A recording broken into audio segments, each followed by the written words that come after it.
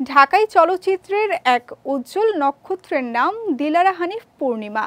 ৯০ দশকের শেষ প্রান্তে চলচ্চিত্রে অভিষেক হলেও তার জনপ্রিয়তা ছাড়িয়েছে দুই প্রজন্ম জুড়ে। রূপ ও অভিনয়ের মেলবন্ধনে দেড় যুগ পরেও সমানভাবে আলোচিত তিনি। রূপালী পর্দায় তার যাত্রা শুরু হয় প্রায় আড়াই দশক আগে, কিন্তু সময় যেন তার সৌন্দর্যের ওপর কোনো প্রভাব ফেলতে পারেনি।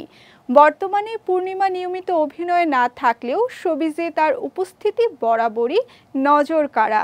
ব্যক্তিজীবনে বেশ গোছানো পূর্ণিমা, তার জীবন নিয়ে কোনো ধরনের বিতর্ক কিংবা গসিপ নেই বললেই চলে। পূর্ণিমা নিজেকে বিভিন্ন সাজে বিভিন্ন ভঙ্গিতে উপস্থাপন করলেও তার সৌন্দর্যের সবসময়ই একটা প্রাকৃতিক ও মার্জিত ছোঁয়া থাকে।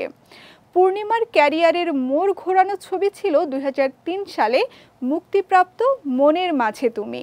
যৌথ প্রযোজনায় নির্মিত এই ছবিতে তার অভিনয় দারুণ প্রশংসা পায়। এরপর ২০০৬ সালে এস এ হক অলীক পরিচালিত হৃদয়ের কথা ছবিতেও তিনি মন কাড়েন দর্শকদের। এই দুই ছবির পর থেকে পূর্ণিমা হয়ে ওঠেন ঢাকাই সিনেমার এক অবিচ্ছেদ্য অংশ। ওয়ালটন আবারও মিলিয়নিয়ার অফারে ওয়ালটন ফ্রিজ কিনে আপনিও হয়ে যেতে পারেন মিলিয়নিয়ার। এই নায়িকা তার ক্যারিয়ারে রিয়াজ, শাকিব খান, মান্না সহ প্রায় সব নায়কদের সঙ্গেই অভিনয় করেছেন। সময় বদলালেও পূর্ণিমার প্রতি মানুষের ভালোবাসা ও আগ্রহ একই রয়ে গেছে। অসংখ্য অনুরাগী নিয়মিতই ভালোবাসা ও প্রশংসায় ভরিয়ে দেন তাকে। বিশেষ করে তার বয়স না বাড়ার মতো চিরসবুজ রূপের জন্য ভক্তদের মুগ্ধতা চোখে পড়ে বারবার।